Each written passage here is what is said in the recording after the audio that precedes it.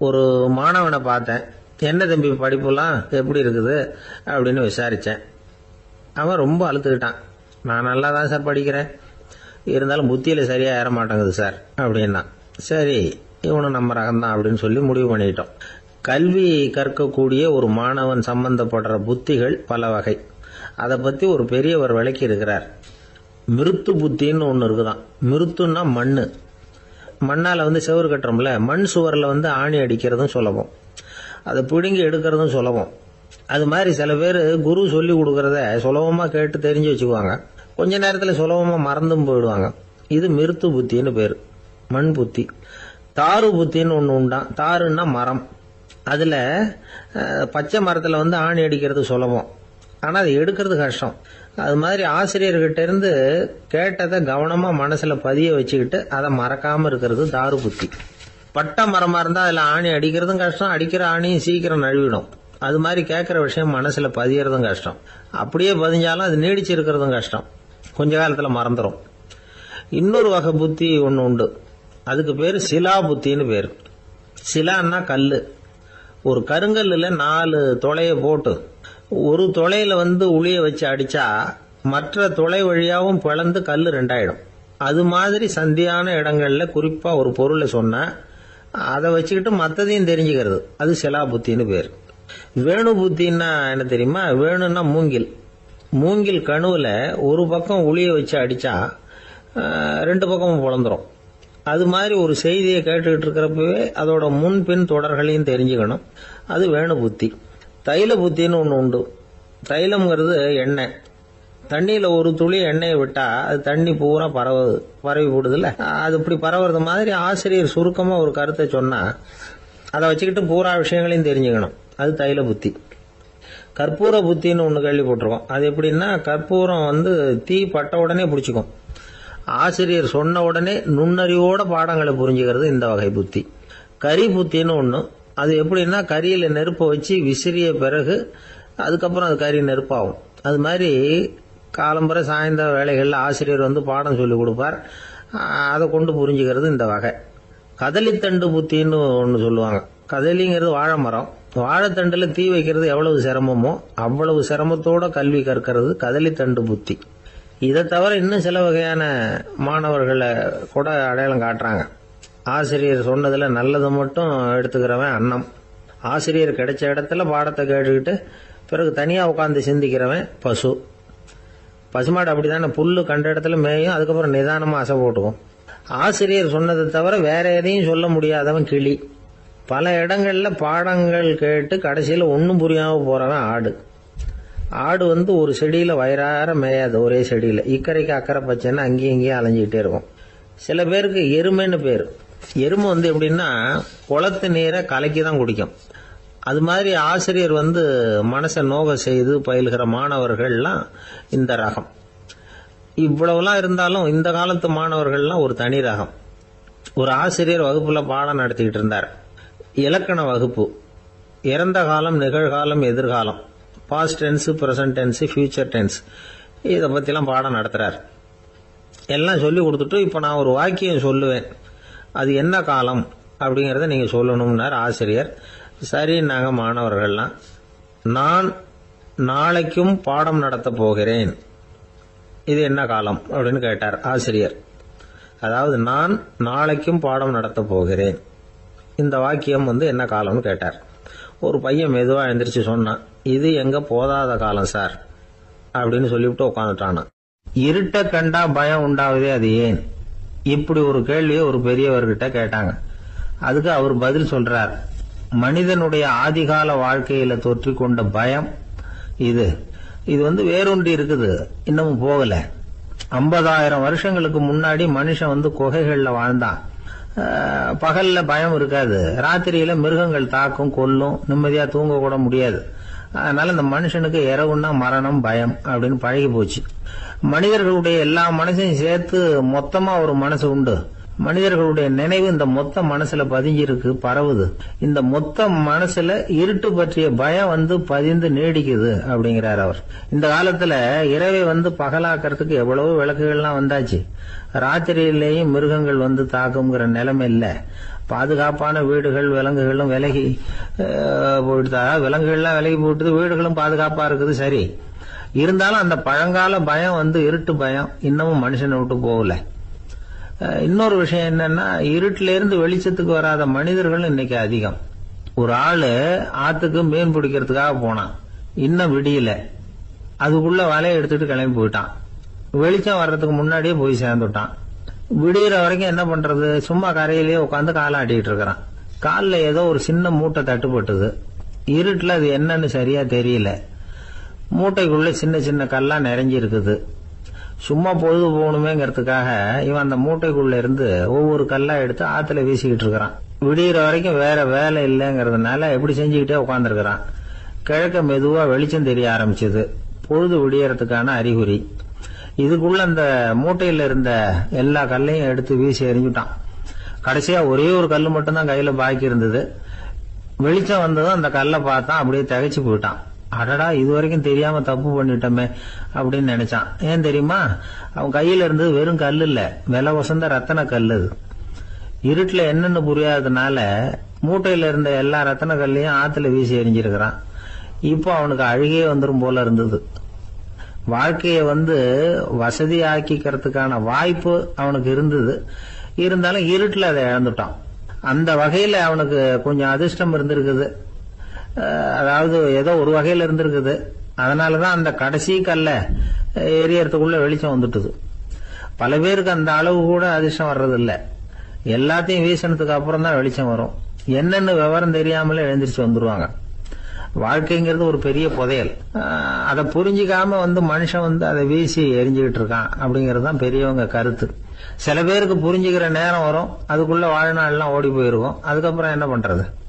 நம்மால ஒருத்தன் கையில ஒரு சின்ன பையோட வந்துகிட்டு இருந்தான். பை உள்ள ஏகப்பட்ட நகைகள், ரத்தன கல் எல்லாம் இருக்கு. வந்துகிட்டு இருந்தவன் திடீர்னு அந்த பைய அப்படியே ஒரு குளத்துல வீசி எறிஞ்சுட்டான். மகான்கள் தான் இப்படி பற்று இல்லாம இருப்பாங்க. என்னங்க இது, விலை மதிப்புள்ள அந்த பைய இப்படி குளத்துல வீசி எறிஞ்சுட்டீங்களே, இதுக்கு என்ன அர்த்தம் அப்படின்னு கேட்டார் அவன் கூட வந்தவர். அவன் மெதுவா இவர் காதோட காதா சொல்றான், ஒரு போலீஸ்காரர் பின்னாடி வந்துகிட்டு இருக்கிறார், அவர் போனதுக்கு அப்புறம் இதை எடுத்துக்குவேன் அப்படிங்கிறான். ரெண்டு பேர் சுவாரஸ்யமா பேசிட்டு இருக்கிறப்போ குறுக்க புகுந்து தொந்தரவு பண்றதுக்குன்னே சில பேர் இருப்பாங்க. அது ரொம்ப இடைஞ்சலா இருக்கும். இதே மாதிரி மின்காந்தம் கூட குறுக்க புகுந்து தொந்தரவு பண்ணும். கடைசியில் அது ஒரு பெரிய இடைஞ்சல கொண்டாந்து விட்டுரும். சில வீடுகள்ல கேபிள் கனெக்ஷன் இல்லாம சில தனியார் டிவி காட்சிகள் தெரியும். அதுக்கு என்ன காரணம்னா இந்த மின்காந்த குறுக்கீடு தான் காரணம்.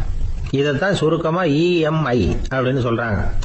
அதாவது எலக்ட்ரோ மேக்னெட்டிக் இன்டர்ஃபியரன்ஸ். இது ஏற்படக்கூடிய இடங்கள் எது எதுன்னு எடுத்துக்கிட்டா அது ஒரு பெரிய பட்டியலாவே போயிடும். இந்த EMI தொந்தரவு கேபிள் டிவியில மட்டும்தான் இல்ல, ராக்கெட் ஏவுதளத்துல உள்ள ரேடார்கள், அங்க உள்ள சில சக்தி வாய்ந்த தொலைத்தொடர்பு சாதனங்கள், விமான தளங்கள்ல உள்ள ரேடார்கள், கப்பல் தளங்கள்ல பொருத்தப்பட்டிருக்கக்கூடிய சக்தி வாய்ந்த ஆண்டனாக்கள், இப்படி நிறைய சொல்லலாம். காவல் நிலையங்கள்ல பயன்படுத்தப்படுகிற வயர்லெஸ் தொடர்பு சாதனங்கள் கூட ஓரளவுக்கு இந்த மின்காந்த அலைகளை வெளியிடும்.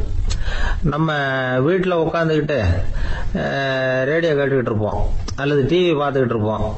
அந்த சமயத்தில் பக்கத்து தெருவில் ஒரு மோட்டார் சைக்கிள் அல்லது காரு, குறிப்பாக பெட்ரோல் இன்ஜின், அது போறப்ப அதில் உள்ள மின்கலத்தில் அதாவது மேக்னட்டோ பேட்டரியில இருந்து வெளிப்படுகிற மின்காந்த அலை இங்க டிவியிலையும் ரேடியோவிலையும் கரகரப்பு உண்டு பண்ணும். சரி, இது பெருசா என்ன இடைஞ்சல உண்டு பண்ணிட போகுது அப்படின்னு நாம அலட்சியமா நினைக்கலாம். வயசானவங்களுக்கு மறதி நோயின்னு ஒண்ணு வரும்ல, அல்ஷமீர், அதாவது மூளையில உள்ள செல்கள் செயலிழந்து போயிடுறது. அது செய்ய வேண்டிய வேலையை மறந்துடும். மனைவியே எதிரில் நின்னா கூட உன்னை எங்கேயோ பார்த்தது மாதிரி தெரியுதே அப்படின்னு சொல்லிட்டு இருப்பாங்க. அப்படி ஒரு மறதி. இந்த விசித்திரமான நோய்க்கு இதுவரைக்கும் மருந்தே இல்லைன்னு வேற சொல்றாங்க. இந்த மைக்ரோ ஓவன் அப்படின்னு சொல்லக்கூடிய சமையல் அடுப்புகள் கூட மின்காந்த அலைகளை வெளியிடுது. சமயத்தில் சில தொழிற்சாலைகளில் கூட பெரிய விபத்துக்களை இந்த இஎம்ஐ உண்டு பண்ணிவிடும். இதை பத்தி தீவிரமா சிந்திக்க ஆரம்பிச்சதே ஒரு விபத்துக்கு பிறகுதான். அமெரிக்காவுக்கும் வியட்நாமுக்கும் இடையில போர் நடந்தது.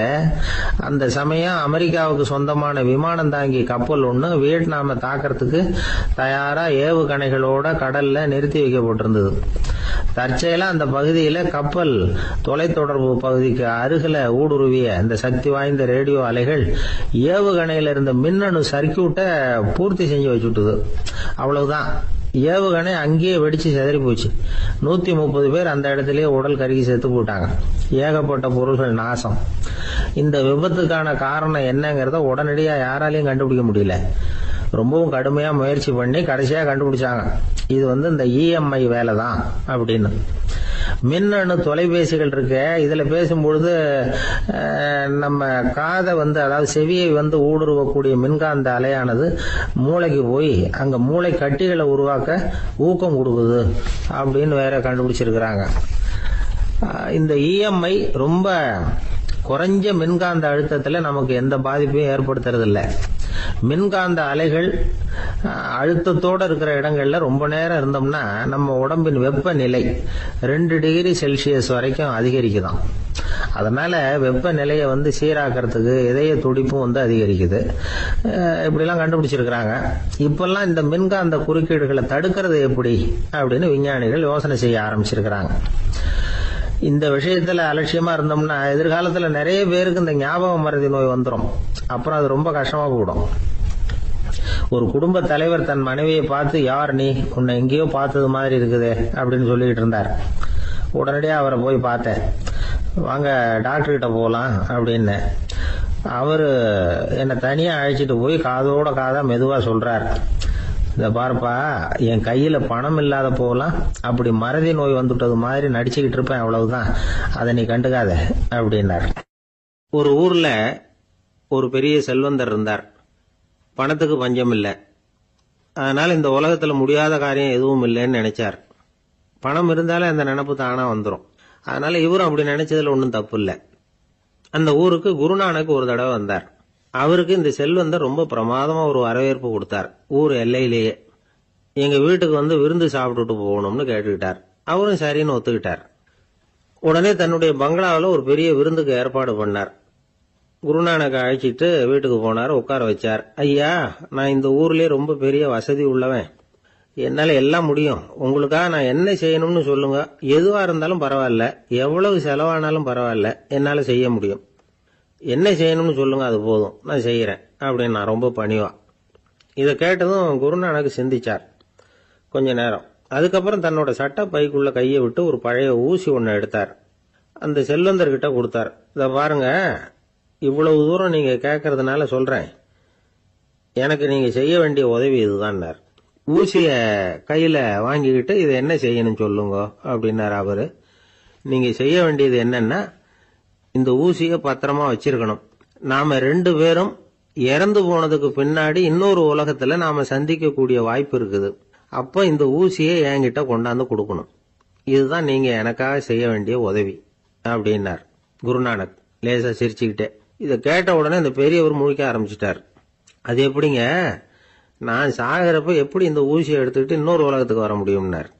ஊசி மாதிரி ஒரு சின்ன பொருளை கூட இந்த உலகத்தை விட்டு நாம போறப்ப எடுத்துட்டு போக முடியாதுங்கிறப்போ உங்களோட செல்வத்தையெல்லாம் எப்படி அங்க எடுத்துட்டு வர போறீங்க அப்படின்னு கேட்டார் குருநானக். அதுக்கப்புறம் தான் அந்த பெரியவர் யோசிக்க ஆரம்பிச்சாராம். குருநானக் சொல்றார், இத பாருங்க, நாம செய்யற நல்லது கெட்டதுதான் கடைசி வரைக்கும் நம்ம கூட இருக்கும். அடுத்தவங்க நல்லா இருக்கணுங்கிறதுக்காக பொருளை செலவு செய்யணும். அப்படி செய்யலைன்னா எந்த பிரயோஜனமும் இல்லை அப்படின்னார். அதுக்கப்புறம் தான் அந்த செல்வந்தரின் அறிவு கண் திறந்துதான். உடனே குருநானக்க வணங்கினார். ஐயா, என்கிட்ட இருந்த ஆணவம் போயிட்டுது, இனிமே என்கிட்ட இருக்கிற செல்வத்தை நல்ல வழியில செலவழிப்பேன் அப்படின்னாராம். நம்ம கிட்ட இருக்கிற பணம் எப்பவும் நம்ம கூடவே வந்துகிட்டு இருக்காதுங்கிறதுக்கு இது ஒரு உதாரணம். அதுக்காக நாம பணம் சேர்க்கறத பத்தி கவலைப்பட வேண்டியதில்லை, பேசாம படுத்து தூங்கிட்டு இருந்தா போதும் அப்படின்னு இதுக்கு அர்த்தம் பண்ணிக்கப்படாது. முறையான வழியில பணம் சேர்க்கணும், அதை முறையான வழியில செலவு பண்ணணும். அதனால ஏற்படக்கூடிய மன நிறைவு இருக்கு பாருங்க, அது அனுபவிச்சவங்களுக்கு தான் தெரியும். சொர்க்கத்துக்கு போறவங்க இங்க இருந்து பணத்தை எடுத்துட்டு போக முடியாது. ஆனா நம்ம செல்வத்தை இங்க மத்தவங்களுக்கு பயன்பட செய்யுது, அதனால ஏற்படுற புண்ணியம் இருக்கு பாருங்க, அதை எடுத்துட்டு போக முடியுமா. இதுதான் ஆன்மீகவாதிகள்லாம் சொல்ற கருத்து. ஜான் நியூட்டன் ஒருத்தர், அவரு சொன்னார், நான் எப்பவாவது சொர்க்கத்துக்கு போய் சேர்ந்தேன்னா அங்க 3 அதிசயங்களை பார்ப்பேன்னார். என்னன்னு கேட்டாங்க. நான் யார் யாரு இருக்க மாட்டாங்கன்னு நினைச்சுக்கிட்டு இருந்தானோ அவங்கள சில பேர் அங்க இருப்பாங்க, அது ஒரு பெரிய அதிசயம்னார். சரி, அடுத்தது என்ன? 2வது அதிசயம் என்னன்னா, அங்க இருப்பாங்கன்னு நான் எதிர்பார்த்த சில பேர் அங்க இருக்க மாட்டாங்க அப்படின்னார். சரி, 3வது பெரிய ஆச்சரியம் என்ன அப்படின்னா, நான் அங்க இருக்க பாருங்க, அதுதான் அந்த 3வது அதிசயம் அப்படின்னாராம். லோகமான்ய பால கங்காதர திலகர் இருந்தார்ல, அவருக்கு 15 வயசுலயே கல்யாணம் நடந்துதான். மனைவி பேரு தபிபாய். ரொம்ப பெரிய குடும்பத்து பொண்ணு, நல்ல குணம். அவங்க குடும்பம் நடத்திக்கிட்டு இருக்கிறாங்க. அந்த காலத்துல திருடர்கள் பயம் அதிகம். இந்த காலத்துல மட்டும் என்னன்னு கேக்குறீங்களா? நீங்க கேக்குறது நியாயம்தான். இருந்தாலும் இந்த காலத்து திருடனுக்கும் அந்த காலத்து திருடனுக்கும் ஒரு முக்கியமான வித்தியாசம் உண்டு. அதாவது அந்த காலத்து திருடன்லாம் நியாயம் அநியாயம் பாக்குறது உண்டு, இந்த காலத்துல அப்படி பாக்குறது இல்லை.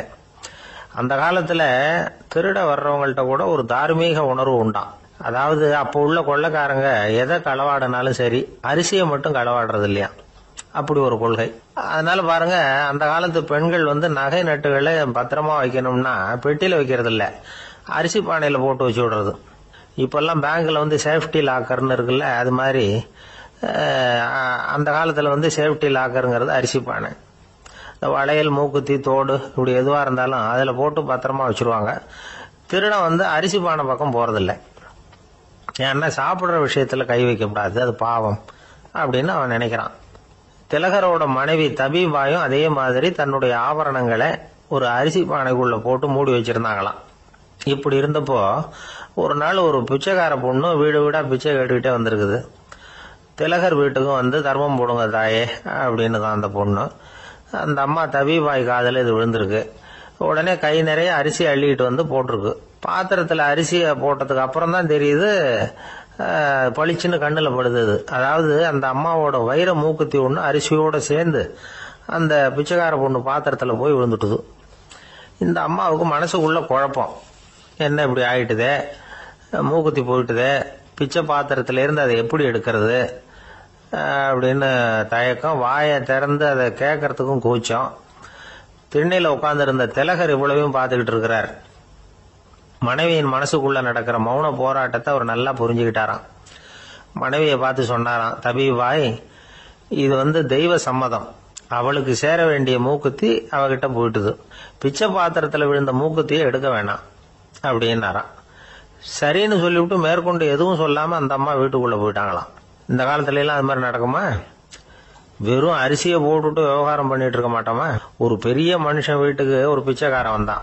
ஐயா, நாங்க பிச்சைக்காரங்கள்லாம் சேர்ந்து ஒரு சங்கம் வச்சிருக்கிறோம், அதுக்கு நிதி சேர்க்கிறோம், அதுக்கு ஒரு 100 ரூபா கொடுத்தீங்கன்னா எங்களுக்கு பெரிய உதவியா இருக்கும் அப்படின்னானா. அதெல்லாம் ஒன்றும் கொடுக்க முடியாது போ அப்படின்னாராம் அவரு. அப்படின்னா ஒரு 50 ரூபாயாவது கொடுங்களேன் அப்படின்னு இருக்கான். அதுவும் முடியாதுன்னு சொல்லிவிட்டாரு. 25 ரூபா அப்படின்னு இருக்கான். எதுவும் முடியாது அப்படின்னாராம். சரிங்க, இவ்வளவு பெரிய வீட்டுக்கு வெறுங்கையோட திரும்புறது நல்லா இருக்காது, அதனால சும்மா ஒரு 1 ரூபா மட்டுமாவது கொடுங்க அப்படின்னு இருக்கான் அவன். 1 பைசா கூட என்கிட்ட கிடையாது அப்படின்னு விட்டாரான் இவர். அப்படின்னா நீங்க ஒரு காரியம் பண்ணுங்களேன் அப்படின்னானா அவன். என்ன செய்யணும் அப்படின்னு இருக்காரு. எங்க சங்கத்துல நீங்களும் ஒரு மெம்பரா சேர்ந்துருங்க அப்படின்னானா. இந்த உலகத்துல நாம நல்லபடியா இருக்கணும்னா அதுக்கு முக்கியமா தேவைப்படுறது 2. ஒன்னு செல்வம், இன்னொன்னு அறிவு. சரி, இது 2ல சிறந்தது எது அப்படின்னு ஒரு கேள்வி கேட்டா என்ன பதில் சொல்றது? இதே கேள்விய ஹஸ்ரத் அலி அவர்கள் கிட்ட கேட்டாங்களாம். அவர் ஒரு பெரிய அறிஞர். கேள்வி கேட்டவங்களும் சாதாரண ஆட்கள் இல்லை, இவங்களும் அறிஞர்கள். ஒரு நாள் ஹஸ்ரத் அலி அவர்கள்கிட்ட 10 அறிஞர்கள் வந்தாங்களாம். ஐயா, நாங்க 10 பேரும் உங்ககிட்ட ஒரே கேள்வியை தான் கேட்க வந்திருக்கிறோம், ஆனா எங்க 10 பேருக்கும் நீங்க தனித்தனியா பதில் சொல்ல முடியுமா அப்படின்னு கேட்டிருக்காங்க. அதாவது அவங்க ஒரே கேள்விக்கு இவர்கிட்ட இருந்து 10 விதமான பதில் எதிர்பார்க்கறாங்க. சரி கேளுங்க, என்ன கேள்வி அப்படின்னாரு அவர். அப்பதான் அவங்க கேட்டாங்களாம், செல்வம், அறிவு, இது 2ல சிறந்தது எது? இதுதான் கேள்வி. ஹஸ்ரத் அலி என்ன பண்ணார் தெரியுமா? அவங்கள ஒவ்வொருத்தரா கூப்பிட்டார். ஒவ்வொரு விதமான பதிலை சொல்லி அனுப்புனார். முதல்ல ஒருத்தரை கூப்பிட்டார், சொன்னார், அறிவுங்கிறது தீர்க்கதரிசிகள், ஞானிகள், மகான்கள் இவங்களோட பரம்பரை சொத்து. ஆனா செல்வம்ங்கிறது கொடுங்கோலரின் ஆயுதம். அதனால அறிவு தான் சிறந்தது அப்படின்னார். ரெண்டாவது ஆளை கூப்பிட்டார், உங்ககிட்ட செல்வம் இருந்தா நீங்க தான் அதை காப்பாற்றணும். ஆனா அறிவு உங்களை எப்பவும் காப்பாற்றும். ஆகவே அறிவு தான் சிறந்தது அப்படின்னார். மூணாவது ஆளை கூப்பிட்டார், செல்வந்தனுக்கு எப்போதும் விரோதிகள் அதிகம், ஆனா அறிஞனுக்கு நண்பர்கள் அதிகம். அதனால அறிவு தான் சிறந்ததுன்னார்.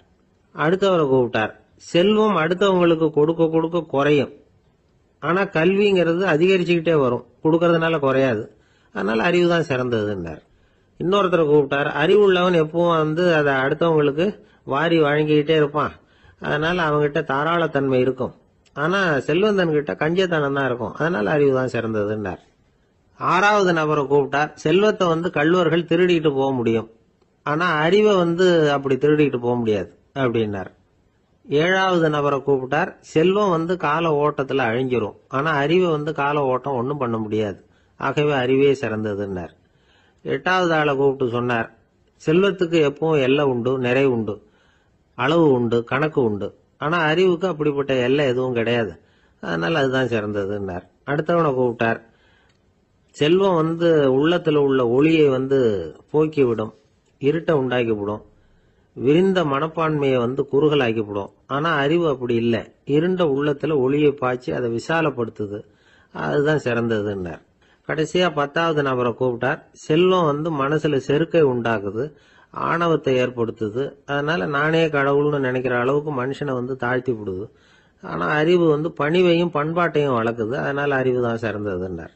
ஆக இப்படி 10 பேருக்கும் 10 விதமா பதில் சொன்னது மூலமா ஹஸ்ரத் அலி அவர்கள் அறிவு தான் செல்வத்தை விட சிறந்தது அப்படிங்கறதுக்கு 10 காரணங்களை சுட்டி காட்டியிருக்கார். அந்த அறிஞர் 10 பேர் கேட்ட ஒரே கேள்விக்கு 10 பதில் சொன்னார்.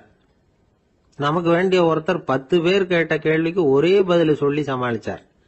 கேள்வி என்ன தெரியுமா? என்கிட்ட வாங்கின கடனை எப்பயா திருப்பி கொடுக்க போற? இதுதான் அந்த 10 பேரும் கேட்ட ஒரே கேள்வி. இந்த மாசம் 26ஆம் தேதி தந்துடுறேன் அப்படிங்கிற ஒரே பதில் சொல்லி அவ்வளவு பேரையும் இவர் அனுப்பி வச்சுட்டாராம். எல்லாரும் போனதுக்கு அப்புறம் இவரை தனியா கூப்பிட்டு கேட்டிருக்கிறாங்க, அது என்ன சார் கணக்கு, 26ஆம் தேதி அன்னைக்கு என்ன அதிசயம் நடக்க போகுது அப்படின்னு கேட்டிருக்காங்க. அதிசயம் அன்னைக்கு இல்ல, அதுக்கு முத நாளே நடக்க போகுதுன்னாராம். விவரமா சொல்லுங்கன்னு இருக்காங்க. வேற ஒண்ணும் இல்லைங்க, 26ஆம் தேதி தானே எல்லாரையும் வர சொல்லி இருக்கிறேன், அதுக்கு முத நாளே நான் புறப்பட்டு தலைமறைவாயிட போறேன் அப்படின்னாராம் ரொம்ப பெருமையா. ஒரு ஊர்ல ஒரு மன்னர் இருந்தார், புத்தி கூர்மை உள்ள ஒரு மன்னர். பொதுவா மன்னர்களுக்கு சந்தேகம் வந்தா சபையில உள்ள சான்றோர்கள் கிட்ட கேட்டு தெரிஞ்சுக்கிறது தானே வழக்கம். ஆனா இங்க அப்படி இல்லை. மற்றவங்களுக்கு சந்தேகம் வந்தா மன்னர்கிட்ட கேட்டு தெரிஞ்சுக்குவாங்க. அது மாதிரி கேட்டு தெரிஞ்சுக்கிறதுக்காக ஒரு பெரியவர் ஒரு நாள் வந்தார். அவர் கையில 3 பொம்மைகள் வச்சிருந்தார். 3 ஒரே மாதிரி பொம்மைகள், கொஞ்சம் கூட வித்தியாசம் தெரியல. ஏது இந்த பொம்மைன்னு கேட்டார் மன்னர். எனக்கு வேண்டியப்பட்ட ஒருத்தங்கிட்ட இருந்து இதை வாங்கிட்டு வந்திருக்கிறேன், நான் தான் அவன்கிட்ட இந்த பொம்மையை செஞ்சு கொடுக்க முடியா கேட்டுக்கிட்டேன். அவன் ரொம்ப புத்திசாலி, அவன் தான் இதை செஞ்சு கொடுத்தான். ஆனா அதுல ஒரு சிக்கல் அப்படின்னார். என்ன பிரச்சனைன்னு கேட்டிருக்காரு இவர். நான் அவன்கிட்ட கேட்டது 3 விதமான பொம்மைகளா இருக்கணும்னு கேட்டேன். அவன் என்னடான்னா 3 ஒரே மாதிரியா செஞ்சு கொடுத்துட்டான் அப்படின்னார். அவன்கிட்டயே கேட்கறது தானே அப்படின்னு இருக்காரு இவரு. கேட்டேன், அவன் என்ன சொல்றான்னா இது 3 ஒரே மாதிரி பொம்மை கிடையாது, 3 விதம், ஒண்ணுக்கு ஒண்ணு வித்தியாசம் இருக்குது. இந்த 3 பொம்மையும் 3 விதமான நண்பர்களுக்கு உதாரணங்கள் அப்படின்னு சொல்றான். எனக்கு ஒன்னும் புரியல, அதுதான் உங்ககிட்ட வந்தேன் அப்படின்னார். சரி, அந்த பொம்மைகளை இப்படி கொடுங்க அப்படின்னு வாங்கினார் மன்னர். எடுத்துக்கிட்டு உள்ள போனார். கொஞ்ச நேரம் கழிச்சு வெளியில வந்தார். அதுக்கப்புறம் சொன்னார், பாருப்பா, அவன் சொன்னது சரிதான், 3 விதம் தான். இது இருக்குதே முதல் பொம்மை, இது உத்தமமான நண்பனுக்கு உதாரணம். இந்த 2வது பொம்மை இது மத்தியமமான நண்பனுக்கு உதாரணம். அந்த 3வது பொம்மை இருக்குதே அது மோசமான நண்பனுக்கு உதாரணம். இதை செஞ்சவன் உண்மையிலேயே பெரிய அறிவாளி தான் அப்படின்னாராம். வந்தவருக்கு ஒன்னும் புரியல. பார்த்தா ஒன்னும் வித்தியாசம் தெரியலையே அப்படின்னு அவன் குழம்பி போய் நிக்கிறான். இப்போ அந்த மன்னர் விளக்கம் கொடுக்கிறார். அந்த 3 பொம்மையையும் எடுத்து முன்னாடி வச்சார். ஒரு மெல்லிய கம்பிய கையில எடுத்தார். அந்த முதல் பொம்மை காதுல விட்டார். கொஞ்ச தூரம் உள்ள போய் அப்படியே நின்னுட்டுது அந்த கம்பி. அப்புறம் 2வது பொம்மை காதில் அந்த கம்பியை விட்டார். அந்த கம்பி என்னாச்சுன்னா அப்படியே அது வாய் வழியா வெளில வந்தது. 3வது பொம்மை காதில் கம்பியை செலுத்தினார். அது நேரா இன்னொரு காது வழியா வெளியில வந்தது. இந்த முதல் வகை இருக்குதே, அது மாதிரியான நண்பர்கள் எப்படி தெரியுமா? நம்ம கஷ்டத்தை அவங்க கிட்ட சொன்னா பேசாம கேட்டுக்குவாங்க. வெளியில அதை யாருகிட்டையும் சொல்லிட்டு இருக்க மாட்டாங்க. வெளியில தெரியாம நமக்கு உதவி பண்ணுவாங்க. செஞ்சுட்டு அதை நான் தான் செஞ்சேன்னு சொல்லிட்டு இருக்க மாட்டாங்க. அதுதான் கம்பி ஒரு காது வழியா போய் உள்ளே நின்னுட்டுது. 2வது பொம்மையில கம்பி என்னாச்சு, ஒரு காது வழியா போய் வாய் வழியா வெளியில வருது. இது மாதிரியான நண்பர்கள் கிட்ட நாம கஷ்டத்தை சொன்னா அதை அவங்க 4 பேர்கிட்ட போய் சொல்லி நமக்காக உதவி கேட்பாங்க. நமக்குன்னு கேட்டு வாங்கி அதை நம்ம கிட்ட கொண்டுகிட்டு வந்து கொடுப்பாங்க. இவங்க மத்தியமமான நண்பர்கள். 3வது பொம்மையில ஒரு காது வழியா செலுத்துற கம்பி இன்னொரு காது வழியா வெளியில வந்துருது. இது மாதிரியான நண்பர்கள் கிட்ட நம்ம கஷ்டத்தை சொன்னா அவங்க காது கொடுத்து கேட்கறது மாதிரி நடிப்பாங்க. அப்படியே இன்னொரு காது வழியா அதை வெளில விட்டுருவாங்க. அதை பத்தி கவலைப்பட மாட்டாங்க. இதுதான் இந்த பொம்மைகளுக்குள்ள இருக்கிற வித்தியாசம் அப்படின்னு விளக்கம் கொடுத்தாராம் மன்னர். படிக்கிற பிள்ளைங்கள்லயும் இது மாதிரி 3 வகை உண்டு. சில பேர் காதால வாங்கி மனசுல வச்சுக்குவான். சில பேர் காதால வாங்கி பேனாவால எழுதி விடுவான். சில பேர் ஒரு காதால வாங்கி இன்னொரு காதால வெளியில விட்டுருவான். ஒரு பையன் வகுப்புல ஆசிரியர் பாடம் நடத்தும் பொழுது தலையை வேகமா ஆட்டி ஆட்டி கேட்பானா. ஏண்டா இப்படி தலையை இப்படி ஆட்டுற அப்படின்னு கேட்டிருக்கான் பக்கத்துல இருந்தவன். தலையை ஆட்டினா தாண்டா ஒரு காது வழியா உள்ள போறது, இன்னொரு காது வழியா வெளியில வேகமா வெளில போகும் அப்படின்னானா அந்த பையன். ஒரு கணவன் மனைவி எப்ப பார்த்தாலும் அவங்க 2 பேருக்கும் இடையில சண்டை வந்துகிட்டே இருந்தது. இதுல என்ன ஆச்சரியங்கிறீங்களா? நான் அதுக்காக சொல்ல வரல, இது வேற விஷயம். அதாவது சண்டை போடாம இருக்கிறதுக்கு வழி சொல்ற தகவல் இது. நான் சொன்ன அந்த கணவன் மனைவி எப்படின்னா, கணவன் ஒரு வார்த்தை சொன்னா மனைவி கிட்ட இருந்து 2 வார்த்தை பதிலா வரும். இதுக்கு கணவன் கிட்ட இருந்து 4 வார்த்தை பதிலா வரும். இப்படி வார்த்தைகள் பெருகி போய் கடைசியில வம்புல முடியும். அந்த அம்மா பொறுத்து பார்த்தாங்க. அவங்களால தாக்கு பிடிக்க முடியல. பக்கத்து வீட்லயும் ஒரு கணவன் மனைவி இருந்தாங்க. அவங்களுக்குள்ள சண்டை வர்றதில்லை. அது எப்படி அவங்களால மட்டும் சண்டை போடாம இருக்க முடியுது அப்படின்னு இந்த அம்மாவுக்கு ஆச்சரியம். ஒரு நாள் நேரா பக்கத்து வீட்டு அம்மா கிட்டே போய், ஏம்மா நீங்க எப்படி கணவனும் மனைவியும் சண்டை போட்டுக்காம இருக்கிறீங்க, அது எப்படி முடியுது உங்களால அப்படின்னு கேட்டாங்க. அதுக்குன்னு ஒரு மருந்து இருக்குது, அதை சாப்பிட்டா சண்டை வராது அப்படின்னாங்க அவங்க. சரிங்க, அந்த மருந்தை அவரு சாப்பிட மாட்டேன்னு சொல்லிட்டா என்ன பண்றது அப்படின்னு கேட்டிருக்கிறாங்க இவங்க. அந்த மருந்து அவருக்கு இல்லம்மா, உனக்கு தான் அப்படின்னாங்களாம் அவங்க. அப்படியா, அப்படின்னா கொடுங்க, ரொம்ப நல்லதா போச்சு. அதை எப்படி சாப்பிடுறதுங்கிற விவரத்தையும் சொல்லுங்க, எங்க அது கிடைக்கும்ங்கிறதையும் சொல்லுங்க, வாங்கிக்கிறேன் அப்படின்னு கேட்டாங்களாம் இவங்க. வேற எங்கேயும் போய் வாங்க வேண்டாம், என்கிட்டயே இருக்க அந்த மருந்து, அதில் கொஞ்சம் தர்றேன், வாங்கி வச்சுக்க. உன் வீட்டுக்காரர் உன்னோட சண்டையை ஆரம்பிக்கிற போகலாம் நீ இந்த மருந்துல 1 ounce வாயில ஊத்திக்கணும். அதை உடனே குடிச்சிடக்கூடாது. ஒரு 5 நிமிஷமாவது அது வாயில இருக்கணும். அதுக்கப்புறம் குடிச்சிடலாம் அப்படின்னு சொல்லி ஒரு பாட்டில் மருந்தை இந்த அம்மா கிட்ட கொடுத்து அனுப்புனாங்களாம். மருந்தை எடுத்துக்கிட்டு இந்த அம்மா வீட்டுக்கு வந்திருக்கிறாங்க. வீடு பூட்டி இருந்ததுனால கணவன் வாசல்லையே காத்துக்கிட்டு இருக்கிறான். மனைவியை கண்டதும் சண்டை போட ஆரம்பிச்சிட்டான்.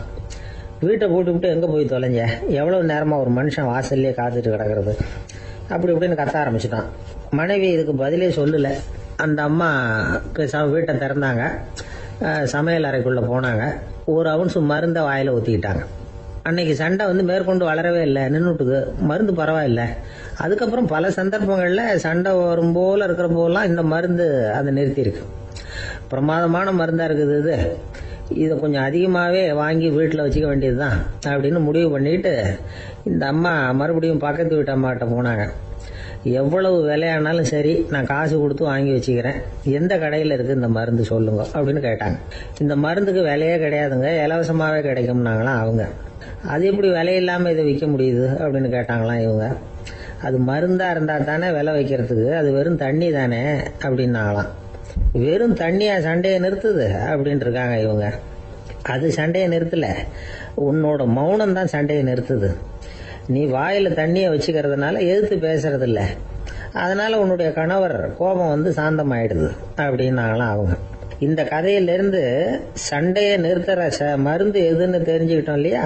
ஒருத்தர் என்ன பண்ணாரு, பாட்டில்ல தண்ணியை ஊத்தி வச்சுக்கிட்டு அவர்கிட்ட வர்றவங்களுக்கெல்லாம் இதை சிபாரிசு பண்ணலாம்னு நினைச்சுக்கிட்டு உட்காந்துருந்தார். ஒரு அம்மா வந்தாங்க. இதை கேட்டுவிட்டு இதையே ஒரு மருந்து மாதிரி கொடுக்கலாம்ங்கிறது அவர் முடிவு. அதனால பாட்டிலில் தண்ணி அடித்து வச்சுக்கிட்டு அதில் கலருக்காக என்னத்தையோ ஒரு ஜீரகம் அது மாதிரி எதையாவது கலந்து வச்சுக்கிட்டு ஒரு மருந்து மாதிரி ஒரு பாவனையில் வச்சுக்கிட்டு உட்காந்துருக்காரு. யாராவது வீட்டில் சண்டைன்னா என்கிட்ட வாங்க மருந்து தரேன்னு. ஒரு அம்மா வந்தாங்க. எனக்கு என் வீட்டுக்காரருக்கும் அடிக்கடி சண்டை வருதுங்க அப்படின்னு இருக்காங்க. கவலைப்படாதம்மா, நான் ஒரு மருந்து தரேன்னு சொல்லி வீட்டுக்குள்ளே போய் ஒரு பாட்டில் எடுத்து வந்து கொடுத்தாரு. பாட்டிலில் இருக்கிறது என்னங்கிறத சொல்லிவிட்டு அது பேரில் மரியாதை வராது இல்லையா, அதனால் சொல்லலை. அந்த அம்மா வாங்கிட்டு போனாங்க. 4 நாள் கழித்து திரும்பி வந்தாங்க. என்னம்மா வீட்டில் சண்டை நின்று போச்சான்னு கேட்டிருக்காரு இவர். அங்கே நின்று போச்சுங்க, இப்போ உங்ககிட்ட ஆரம்பமாக போகுதுன்னாங்களாம். என்னம்மா அப்படின்ட்டுருக்காரு அவர் பயந்து போய். இப்போ என்னங்க நீங்கள் என்ன மருந்து கொடுத்துருக்குறீங்க என்னங்க அப்படின்னாங்களாம் கோவமா. அது வெறும் தண்ணி தானே அப்படின்ட்டுருக்காரு இவர். தண்ணியா இது, நல்லா பாருங்க அப்படின்னு அந்த பாட்டில் நீட்டினாங்களாம். இவர் வாங்கி பார்த்துருக்காரு. அப்புறம் தான் விஷயம் புரியுது அவருக்கு. இவர் கை தவறுதலாக அவங்க வீட்டில் இருந்த மண்ணெண்ணெய் பாட்டில் எடுத்து அவர்கிட்ட கொடுத்துருக்குறாங்க. அப்புறம் என்ன ஆகும், சண்டை வராமல். ஒரு அழகான கடற்கரை, சுற்றுலா பயணிகள் நிறைய பேர் அங்கே வந்து போகிறது வழக்கம். சனி ஞாயிறு கூட்டம் அதிகமாக இருக்கும். அதோட விளைவு என்னங்கிறது அடுத்த நாள் தான் தெரியும். ஆமாம், அந்த கடற்கரையை சுத்தப்படுத்துகிற தொழிலாளிகள் திங்கட்கிழமை ரொம்ப சிரமப்படுவாங்க. சனி ஞாயிறு வந்த கூட்டம் கடற்கரை பூராவும் காலி ஐஸ்கிரீம் கப்புகளை வந்து வீசி எறிஞ்சிட்டு போயிடுவோம். ஆயிரக்கணக்கான கப்புகள் அங்கே பரவலாக கிடக்கும். அதையெல்லாம் பொறுக்கி எடுத்து சுத்தம் பண்ணி ஆகணும். இதனால திங்கட்கிழமை வேலைக்கு வர்றதுக்கு எல்லாரும் பயப்படுவாங்க. அப்படி ஒரு நிலைமை. பல பேர் அன்னைக்கு வந்து லீவ் எடுத்துகிட்டு போயிடுறது வழக்கம். நமக்கு எதுக்கு இன்னைக்கு தொந்தரவுன்னு. இது ஒரு பெரிய பிரச்சனையாக இருந்தது. இதுக்கு என்ன பண்ணலாம் அப்படின்னு யோசனை பண்ணாங்க. ஒரு ஆலோசனை கூட்டத்துக்கு ஏற்பாடு பண்ணாங்களாம். அந்த நகர நிர்வாக அலுவலர்கள், பணியாளர்கள் எல்லாரும் அதில் கலந்துக்கிட்டாங்க. கூட்டம் ஆரம்பமாச்சு. ஆரம்பத்தில் சொன்னாங்க, இந்த பிரச்சனைக்கு ஒரு தீர்வு வேணும், என்ன பண்ணலாம், அதை முடிவு செய்யறதுக்கு தான் இந்த கூட்டம். இதில் நீங்கள் செய்ய வேண்டியது என்னென்னா, உங்களுக்கு தோன்றுகிற யோசனை எதுவாக இருந்தாலும் சொல்லுங்கள். கொஞ்சம் கூட தயக்கம் வேண்டாம். நாம் சொல்கிற யோசனை ஈடுபடுமா படாதா அப்படின்னுலாம் யோசிக்க வேணாம். எல்லாருடைய யோசனைகளையும் அப்படியே பதிவு செய்துக்கிறோம். கடைசியாக அதிலிருந்து ஒரு சிறந்த யோசனையை தேர்வு பண்ணி அதை பயன்படுத்தலாம். இந்த சந்தர்ப்பத்தில் இன்னொரு முக்கியமான வேண்டுகோள், எவ்வளவு சாதாரணமான யோசனையாக இருந்தாலும் சரி, அது சொல்லும் பொழுது அடுத்தவங்க வந்து ஏளனம் செய்யக்கூடாது. இது ஒரு பெரிய யோசனையா அப்படின்னு சொல்லி எதையும் அலட்சியப்படுத்தக்கூடாது. இதுதான் அந்த கூட்டத்தின் ஆரம்பத்தில் செய்யப்பட்ட அறிவிப்பு. உடனே அந்த கூட்டத்தில் இருந்தவங்க ஆளுக்கு ஒரு யோசனை சொல்ல ஆரம்பிச்சாங்க. ஒருத்தர் எழுந்திருச்சார், இங்கே வர்ற சுற்றுலா பயணிகள் கிட்ட ஆளுக்கு $10 ஒரு டெபாசிட் மாதிரி வைப்பு பணமாக வாங்கிக்கணும். காலி ஐஸ்கிரீம் கப்பை திருப்பி கொடுத்தா அந்த பணத்தை திருப்பி கொடுத்துடலாம். இப்படி ஒரு ஏற்பாடு பண்ணிட்டா கப்புகளை தேடி பொறுக்கிட்டு இருக்க வேண்டியதில்லை, எல்லாம் ஒரே இடத்துக்கு வந்து சேர்ந்துடும். அப்படியே நாம் வந்து தூக்கிட்டு போய் ஒரு இடத்துல கொட்டி விடலாம் அப்படின்னாரு. இன்னொருத்தர் எழுந்திருச்சார், கப்பை வந்து கீழே போட்டால் $50 அபராதம் அப்படின்னு அங்கங்கே போர்டு எழுதி வச்சுடலாம். கப்புகளை போடுறதுக்கு அங்கங்கே பெரிய கூடைகளை வச்சுடலாம். நாம் சாவகாசமாக அந்த கூடைகளை சேகரம் பண்ணிக்கலாம் அப்படின்னாராம். இன்னொருத்தர் எழுந்திருச்சு கொஞ்சம் கோபமாக பேசினார். கப்புகளை வந்து அவங்க வாயிலேயே திணிச்சு விடணும், அதுகளை முன்னு சாப்பிட்டு பார்த்தா தான் தெரியும் அது எவ்வளவு கஷ்டங்கிறது அப்படின்னு ரொம்ப கடுமையாக பேசியிருக்காரு. இது வேடிக்கையாக தெரிஞ்சாலும் இந்த யோசனையும் பதிவு செஞ்சுக்கிட்டாங்களாம். இப்படி பல யோசனைகள். கடைசியாக எல்லாத்தையும் படித்து பார்த்துட்டு பரிசீலனை பண்ணாங்க. அப்புறம் தான் யோசனை வந்தது. இவர் வேடிக்கையாக சொன்னது கப்புகளை அவங்க வாயிலே திணிச்சு சாப்பிட சொல்லணும், அதுதான் தண்டனைன்னார்ல, ஏன் அப்படி சாப்பிட்றது மாதிரியே கப்புகளை தயார் பண்ண என்ன அப்படின்னு சிந்திக்க ஆரம்பிச்சாங்களாம். ஆகா, அதுதான் சரின்னு ஒரு முடிவுக்கு வந்தாங்க. அதுலேருந்து உருவானது தான் இந்த வேஃபர் கப்ஸ். ஐஸ்கிரீமை சாப்பிட்டு முடிச்சதும் கப்பையும் சாப்பிட்டுடலாம். கோன் ஐஸ்கிரீம் சாப்பிட்றோம்ல, அதுதான். அமெரிக்காவில் மியாமி கடற்கரையில் ரொம்ப காலமாக இருந்துகிட்டு வந்த குப்பை பிரச்சனைக்கு இப்படிதான் ஒரு தீர்வு வந்துதான். இதுல இருந்து நாம புரிஞ்சுக்க வேண்டியது என்னன்னா, நாம அன்றாட எத்தனையோ பிரச்சனைகளை சந்திக்கிறோம், அதுக்கெல்லாம் தீர்வு உண்டு. அது எங்க ஒளிஞ்சிருக்குன்னு கண்டுபிடிக்கணும். அந்த யோசனையையும் நல்லா தீவிரமா யோசிக்கணும். யார் என்ன யோசனை சொன்னாலும் அதை வந்து அலட்சியப்படுத்தக்கூடாது. அக்கறையோட கவனிக்கணும், அதை யோசிச்சு பார்க்கணும். ஒரு அம்மா தன்னோட வீட்டுக்காரரை ஒரு மனநல மருத்துவர்கிட்ட அழைச்சிட்டு வந்தாங்களாம். டாக்டர், இவருக்கு கோன் ஐஸ்கிரீம் பிடிக்கல, பேப்பர் கப்பில் இருக்கிற ஐஸ்கிரீம் தான் வேணும்னு அடம் பிடிக்கிறார் அப்படின்னாங்களாம். அது ஒன்றும் தப்பு இல்லையேன்னாராம் டாக்டர். இதுக்கு அந்த அம்மா சொன்னாங்களாம், இவர் கப்பு ஐஸ்கிரீம் வாங்குறதுல தப்பு இல்லை டாக்டர், பிரச்சனை அது இல்லை. அப்புறம் வேற என்னன்னு கேட்டிருக்காரு. வாங்கினதும் ஐஸ்கிரீமை கீழே கொட்டிவிட்டு அந்த பேப்பர் கப்பை மட்டும் விரும்பி சாப்பிடுறார், அதனால தான் உங்ககிட்ட அழைச்சிட்டு வந்தேன் அப்படின்னா. ஒரு ஊர்ல ஒரு ராஜா இருந்தார். அந்த ராஜாவுக்கு ஒரு மந்திரி. ராஜா ரொம்ப நியாயமானவர், நேர்மையானவர், கண்டிப்பானவர். தப்பு செய்யறது யாரா இருந்தாலும் தண்டனை கொடுப்பார். வேண்டியவங்களுக்கு ஒரு நியாயம், வேண்டாதவங்களுக்கு ஒரு நியாயம்ங்கிறதெல்லாம் அவர்கிட்ட கிடையாது. ஒரு சமயம் அரசவையில் அந்த அமைச்சரே வந்து விதிமுறைகளுக்கு புறம்பா ஏதோ நடந்துகிட்டு இருக்கார். மன்னருக்கு கோபம் வந்துட்டுது. உடனே அந்த அமைச்சரை கிட்டத்தில் கூப்பிட்டு அவர் கன்னத்தில் ஓங்கி ஒரு அறை கொடுத்துட்டாராம். உடனே அந்த அமைச்சர் என்ன பண்ணார் தெரியுமா? நேரா போனார். அங்க நின்றுகிட்டு இருந்த இன்னொருத்தர் கன்னத்தில் ஓங்கி அரைஞ்சார். அறை வாங்கினவர் திகைச்சு போயிட்டார். இவர் ஏன் நம்மளை வந்து அரைகிறார் அப்படின்னு யோசனை பண்ணார். மன்னரும் திகைச்சு போயிட்டார். நாம இவர் அரைஞ்சா அதுக்காக இவரு போய் இன்னொருத்தர் அரையணுமா அப்படின்னு யோசனை பண்ணார். அவர் இவருக்கு என்ன பைத்தியமானு கூட நினைக்க ஆரம்பிச்சுட்டார். ஆனா என்ன ஆச்சுன்னா, அப்புறம் அமைச்சர் அவர் கவனிச்சுக்கிட்டு இருந்தாரா, அவர் இன்னொருத்தர் அரைஞ்சார் இல்லையா, அந்த அறை வாங்கின ஆசாமியை பார்த்து கத்திக்கிட்டு இருந்தார். யாரு? அமைச்சர். ஏன்பா என்கிட்ட அறைய வாங்கிட்டு இப்படி விவரம் இல்லாம நின்றுட்டு இருக்கிறிய, நான் உனக்கு கொடுத்ததை நீ வேற யாருக்கிட்டையாவது கொடுத்துரு அப்படின்னார். உடனே அந்த ஆள் பார்த்தான், தனக்கு அடுத்தபடியா நின்றுகிட்டு இருந்தவன ஓங்கி ஒரு அறை அரைஞ்சான். அவன் கண்ணத்தை தடவிட்டே யோசனை பண்ணான். இது ஏதோ புரிஞ்சுக்கிட்ட மாதிரி அடுத்தாப்புல நின்றுகிட்டு இருந்தவன அரைஞ்சான். இப்படி இந்த அறை வந்து மாறி மாறி போய்கிட்டே இருக்குது. ஊரு பூரா பிரயாணம் பண்ண ஆரம்பிச்சுட்டுது. அன்னைக்கு ராத்திரி அந்த ராஜா படுக்கிறதுக்காக போனார். அந்த நேரம் பார்த்து அவர் கண்ணத்துல பலார்னு ஒரு அறை விழுந்தது. நம்மளே அரையிறது யாரு அப்படின்னு அதிர்ச்சியோட மன்னர் திரும்பி பாக்குறாரு. அரைஞ்சது அவரோட மனைவி. என்னாச்சு உனக்குன்னு கத்துனார் ராஜா. உங்களுக்கு தெரியாதா, ஊரு பூரா ஒருத்தர் மாத்தி ஒருத்தர் மூலமா இந்த அறை வந்து பிரயாணம் பண்ணிட்டு வருது அப்படின்னாங்க அந்த அம்மா. அப்படின்னா ஆரம்பிச்ச இடத்துக்கே வந்துட்டுதா அப்படின்னாராம் மன்னர். என்ன சொல்றீங்கன்னு கேட்டிருக்காங்க. இவர் விவரத்தை சொன்னாராம். அப்படின்னா நீங்க ஆரம்பிச்சு வச்ச இந்த விளையாட்டை நான் முடிச்சு வச்சுட்டேன் அப்படின்னாங்களாம் அந்த அம்மா. மறுநாள் காலை மறுபடியும் அரசவை கூடிச்சு அந்த அமைச்சர் மன்னரை பார்த்து கேட்டார். என்ன மகாராஜா, என்கிட்ட கொடுத்ததை திருப்பி வாங்கிட்டீங்களா அப்படின்னாராம். இப்படி நடக்கும்னு நான் எதிர்பார்க்கவே இல்லைன்னார் மன்னர். ஆனா நான் எதிர்பார்த்தேன். அது எங்க போயிட போகுது, ஊர் பூரா சுத்தி கடைசியில உங்ககிட்ட தான் வந்து சேரும் அப்படிங்கறது எனக்கு தெரியும் அப்படின்னார் அமைச்சர். இந்த கதை வந்து வேடிக்கையா இருந்தா கூட இதுல உள்ள கருத்து முக்கியமானது. இந்த உலகத்துல பல கருத்துக்கள் இப்படிதான் மாறி மாறி சுத்தி வந்துகிட்டே இருக்குது. நம்மால் ஒருத்தன் தன்னுடைய நண்பன் ஒருத்தனை கடத்தரில் பார்த்தான். உடனே ஓடி போய் பலார்னு ஒரு அறை கொடுத்தானா. அவன் கண்ணத்தை தடவிட்டு ஏன்டா என்ன அரைஞ்சேன்னு கேட்டிருக்கான். நீ ஏன்டா என்ன முட்டாள்னு என் மனைவிட்ட போய் சொன்னேன் அப்படின்ட்டு இருக்கான் அவன். உன்னை ஒரு முட்டாள்னு சொன்னதுக்காகவா நீ என்ன அரைஞ்ச அப்படின்னு கேட்டிருக்கான் இவன். டேய், நான் அதுக்காக அறையலப்பா, அது ஒரு பெரிய ரகசியம். நான் முட்டாள்ங்கிறது அந்த ரகசியத்தை நீ வந்து ஏன் எங்க வீட்டுல போய் சொன்னேன், அதுக்காக தான் அரைஞ்சேன் அப்படின்னு அவன். ஒரு மனுஷனை பார்த்து என்கிட்ட வாலாட்டாதே அப்படின்னு சொன்னா அவன் நம்ம கிட்ட ஏதோ வம்புக்கு வர்றான்னு அர்த்தம். ஒரு நாயை பார்த்து யாரும் என்கிட்ட வாலாட்டாதே அப்படின்னு சொல்றது இல்லை. ஏன்னா நாய் வாலாட்டுனா அது நம்ம கிட்ட தன்னுடைய நன்றியை தெரிவிக்கிறதாக நினைச்சுக்கிட்டு இருக்கிறோம். ஆனா அது அப்படி இல்லை அப்படின்னு சொல்றாங்க அது சம்பந்தமான நிபுணர்கள். ஒரு நாய் தன்னுடைய வாலை இந்த பக்கமும் அந்த பக்கமுமா இப்படியும் அப்படியும் ஆட்டிக்கிட்டு இருந்தா அது வந்து பதட்டத்துல கூட இருக்கலாம். நாய் நட்பா இருந்தாலும் வாலாட்டும், ஆத்திரத்துல இருந்தாலும் வாலாட்டும், கோபத்துல இருந்தாலும் வாலாட்டும், குழப்பத்துல இருந்தாலும் வாலாட்டும், மகிழ்ச்சியா இருந்தா கூட அது வாலாட்டும். அதை நாம வந்து தப்பா புரிஞ்சுக்கிட்டு அதுகிட்ட போய் மாட்டிக்க கூடாது. நாயை பத்தி எனக்கு நல்லா தெரியும் அப்படின்னு சொல்றவங்க கூட அதுகிட்ட கடி வாங்கிட்டு வந்து நிக்கிறது உண்டு. நிபுணர்கள் என்ன சொல்றாங்க தெரியுமா? எப்பவுமே நாய்கள் திடீர்னு வந்து கடிச்சு விடுறது இல்ல, கடிக்கிறதுக்கு முன்னாடி சில அறிகுறிகளை காட்டும். அதை சரியா புரிஞ்சுக்கிட்டோம்னா தப்பிச்சுக்கலாம். ஒரு வீட்டுக்கு போறீங்க, அங்க புதுசா ஒரு நாயை பாக்குறீங்க, உடனே அதுகிட்ட போய் குனிஞ்சு சிரிச்சுக்கிட்டே அது தலையில தட்டுறீங்க. இது ரொம்ப தப்பா. ஒரு நாய் இன்னொரு நாயை நேருக்கு நேர் பார்த்து பல்ல காட்டுனா அது தன்னுடைய தன்முனைப்பை காட்டுதுன்னு அர்த்தமா.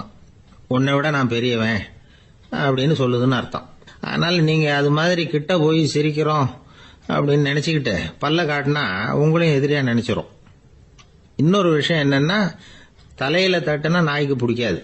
அது வந்து தன்னை அடக்கிறதாகவும் அச்சுறுத்துறதாகவும் நினைச்சுக்கிட்டு இருக்கும். சரி, அப்படின்னா புதுசா ஒரு இடத்துல அல்லது வீட்டுல நாய்க்குட்டியை பார்த்தா என்ன பண்றது? நீங்க சும்மா இருங்க, அதுவா கிட்ட வரட்டும். அதுக்கப்புறம் அதுகிட்ட கனிவா பேசுங்க. கண்ணம், மார்பு, தோல் இங்கெல்லாம் தட்டலாம், தப்பு இல்லையா? தலையில தான் தட்டப்படாதான். ஒரு நாய் வந்து உங்களை நோக்கி ஓடி வருது, நீங்களும் ஓடுனா அது துரத்த ஆரம்பிச்சிடும். அசையாம சில மாதிரி நின்றுடுங்க, அது கிட்ட வராது. அதுக்கு ஆர்வம் இல்லாம போயிடும். ஒரு தெருவில் சின்ன பிள்ளைங்க நிறைய பேர் விளையாடிட்டு இருக்கிறாங்க. அப்போ சில நாய்கள் அங்கே ஓடி வருது. எல்லாரும் ஓடினாங்க. அப்படி ஓடுறப்போ ஒரு பையன் கால் தடிக்கு கீழே விழுந்துட்டான். என்னாச்சு தெரியுமா?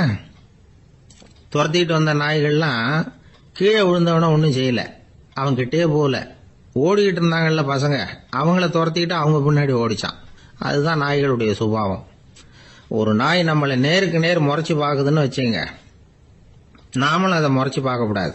நாம வேற பக்கம் எங்கேயாவது பார்க்க ஆரம்பிச்சிடணும். ஒரு நாய் கோபமா இருந்ததுன்னா அதோட வால் உறுதியா நேரா நிற்கும். ஒரு நாய் பணிந்து போனா அல்லது பயந்து போனா அது தன்னோட வாலை காலுக்கு நடுவில் வச்சுக்கும். ஒரு நாய் நம்மளை பார்த்து பயந்து நிக்குதுன்னு வச்சுங்க, அதனால நமக்கு ஆபத்து இல்லைன்னு நினைச்சிடக்கூடாது. உங்களை பார்த்துட்டு ஒரு நாய் ஒடுங்குச்சுன்னா நீங்க விலகி போயிடணும் அப்படின்னு அது நினைக்குது. நிறைய பேர் பயந்து போன நாயால கடிபடுறாங்க. இவன் நம்மளை விட பெரிய ஆள், மாட்டிக்கிட்டோம், வேற வழி இல்லை அப்படிங்கிற நினைப்புல தான் நாய் கடிக்க ஆரம்பிக்குதான். இதே மாதிரி சங்கிலியால கட்டி போடப்பட்டிருக்கிற நாயும் ஆபத்தானதுதான். தொடர்ந்து கட்டி போட்டிருந்தா காலப்போக்கில் அது ஒரு மாதிரி ஆயிடும். நாய் குழந்தைகளை கடிக்காது அப்படின்னு சில பேர் சொல்லுவாங்க. அதுவும் ஒரு தவறான நம்பிக்கை. அதனால சின்ன குழந்தைகளை தனியா நாயோட விளையாட விடக்கூடாது. ஆக கூடி நாயை பத்தி நிறைய விஷயம் புரிஞ்சுக்க வேண்டியிருக்குது. ஒருத்தர் தன்னுடைய நண்பர் வீட்டுக்கு போயிருந்தார். அவசியம் எங்க வீட்டில் சாப்பிட்டுட்டு தான் போகணும் அப்படின்னு ரொம்ப அன்பா சொல்லிவிட்டார். அதை மீற முடியல இவரால். சரின்னு உட்காந்துட்டார். சாப்பாடு போட்டாங்க, சாப்பிட ஆரம்பிச்சார். அவங்க வீட்டில் கட்டி போட்டு இருந்த நாய்க்குட்டி இவர் சாப்பிட்றத முறைச்சு பார்த்தது. ஏன் இப்படி என்ன இது முறைச்சு பார்க்குது உங்க வீட்டு நாய்க்குட்டி அப்படின்னு அவர் கேட்டார். அப்போ அவங்க சொன்னாங்களாம், அதுகிட்ட ஒரு கெட்ட பழக்கம்ங்க, தன்னோட தட்டுல யாரு சாப்பிட்டாலும் அது அப்படிதான் முறைச்சு பார்க்கும் அப்படின்னாரா அவர். இந்த உலகத்துல மனுஷன் எவ்வளவோ தவறுகள் செய்யறான். அதுக்கெல்லாம் என்ன காரணம்? அதை பத்தின ஆராய்ச்சி தான் இன்னைக்கு. இதுக்கு ஆராய்ச்சி என்னத்துக்கு, அது தெரிஞ்ச விஷயம் தானே அப்படின்னு நீங்க நினைக்கலாம். ஆனா அப்படி அலட்சியமா இந்த விஷயத்தை விட்டுறக்கூடாது. பொதுவா எல்லோரும் நினைக்கலாம் எது சரி எது தவறு அப்படின்னு தெரியாததுனாலதான் மனுஷன் தப்பு பண்றான் அப்படின்னு. ஆனா அப்படி சொல்லிட முடியாது. மனுஷன் தெரிஞ்சே தான் தவறுகள் பண்றான். இப்போ உதாரணத்துக்கு ஒரு சாலையில இடது பக்கம் போக வேண்டிய ஒருத்தர் நடுக்கோட்டை தாண்டி வலது பக்கமா வண்டியை ஓட்டிட்டு போறாருன்னு வச்சுங்க. என்னப்பா இது தப்பு இல்லையா அப்படின்னு அவர்கிட்ட கேட்டா, அதெல்லாம் எனக்கு தெரியும், நீ உன் வேலையை பார்த்துட்டு போ அப்படிம்பார். வலது பக்கமா போறது தப்புன்னு தெரிஞ்சே தான் அவர் அப்படி செய்யறார், அப்படி போறார். பெரிய உத்தியோகத்தில் இருக்கிறவங்க கூட லஞ்சம் வாங்குறாங்க. அவங்களுக்கெல்லாம் லஞ்சம் வாங்குறது தப்புன்னு தெரியலன்னு அர்த்தம். திருடுறது தப்புன்னு தெரியாமலாம் மனுஷன் திருடுறான், நல்லாவே தெரியும். நீங்க வேணும்னா கேட்டு பாருங்க, வேற வழி இல்லை அதனால தான் திருடுறேன்பா. திருடுறது ஒரு புண்ணியமான காரியம்னு திருடனே கூட சொல்ல மாட்டான். திருடுறது தவறுங்கிறது திருடனுக்கு தெரியும் அப்படிங்கறத விளக்கறதுக்காக ஒரு பெரியவர் ஒரு கதை சொன்னார். அதாவது 2 திருடர்கள் 2 பேரும் சேர்ந்து ஒரு வீட்டுக்கு போய் ஒரு 10,000 ரூபாயை திருடிட்டு வந்துடுறாங்க. ஒரு காட்டு வழியா வந்துகிட்டு இருக்கிறாங்க. இன்னும் விடியல. 2 பேருக்கும் தூக்கம் கண்ணை சுத்துது. சரி, இப்படியே ஒரு மரத்தடியில படுத்து தூங்குவோம், காலையில விடிஞ்சதும் இந்த பணத்தை 2 பேரும் பங்கு போட்டுக்குவோம் அப்படின்னு முடிவு பண்றாங்க. அதே மாதிரி படுத்து தூங்குறாங்க. நடு ராத்திரியில ஒரு திருடன் முழிச்சுக்கிறான். விடிகிற வரைக்கும் காத்துக்கிட்டு இருந்தா 5,000 ரூபா தான் கிடைக்கும், இப்பவே கம்பி நீட்டினா 10,000 ரூபா கிடைக்கும் அப்படின்னு யோசிச்சு பார்த்துட்டு ஒரு முடிவுக்கு வந்தான்.